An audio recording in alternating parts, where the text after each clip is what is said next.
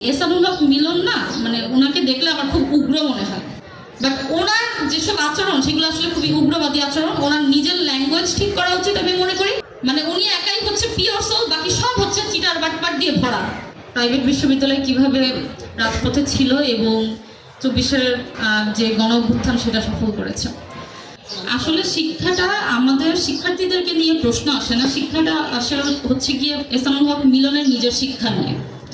যে আপনার কি শিক্ষা যে আপনি এরকম টাইপের ওয়ার্ডস এবং এরকম টাইপের ল্যাঙ্গুয়েজ প্রাইভেট ইউনিভার্সিটির স্টুডেন্টদের ক্ষেত্রে ব্যবহার করেন। অলসো প্রাইভেট বিশ্ববিদ্যালয়ের টিচার্সদের কথা যদি আমি বলি, আপনাদের যদি পিএইচডি না থাকে প্রাইভেট ইউনিভার্সিটি কোনো টিচার্সদের, ওনারা প্রফেসর হতে পারবে না।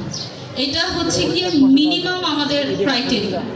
আর তাহলে কি আপনি বলতে চাচ্ছেন যে প্রাইভেট বিশ্ববিদ্যালয়ের এত হাই র্যাঙ্কের ডিগ্রি অর্জন করে তারা হচ্ছে গিয়ে মানে জঙ্গি টাইপের শিক্ষা দিবে, যারা আমাদের বাবা মা সমতুল্য তারা জঙ্গি টাইপের মানে আমাদেরকে প্রডিউস করতে তারা হেল্প করবে, এরকম কিছু কি আপনি বলতে চাচ্ছেন?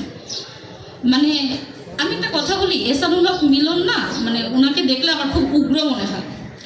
ওনার আচার ব্যবহার এরকম যে উনি একাই সুপিরিয়র আর বাংলাদেশের সবাই হচ্ছে গিয়ে চিটার বাটপাট। মানে উনি একাই হচ্ছে পিওর সোল, বাকি সব হচ্ছে চিটার বাটপাট দিয়ে ভরা।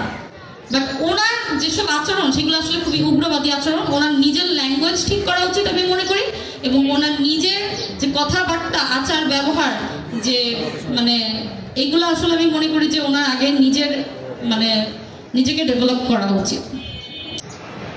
দেখেন, আমি মানি যে হলি আর্টিজানের যে ঘটনাটা, টেরোরিস্ট একজন টেরোরিস্টের কোনো বাবা মা নাই, কোনো সোসাইটি নাই, কোনো ইনস্টিটিউশন নাই। সো একটা সাধারণ মানে আমি সাধারণ বলবো না, মানে একটা ইন্ডিভিজুয়াল ঘটনা দিয়ে আপনি তো পুরো ইনস্টিটিউশনকে জাজ করতে পারেন না।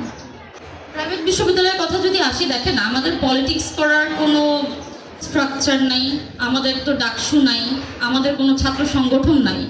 বাট স্টিল আমরা আপনারা দেখেছেন যে প্রাইভেট বিশ্ববিদ্যালয় কিভাবে রাজপথে ছিল এবং 24-এর যে গণ অভ্যুত্থান সেটা সফল করেছে।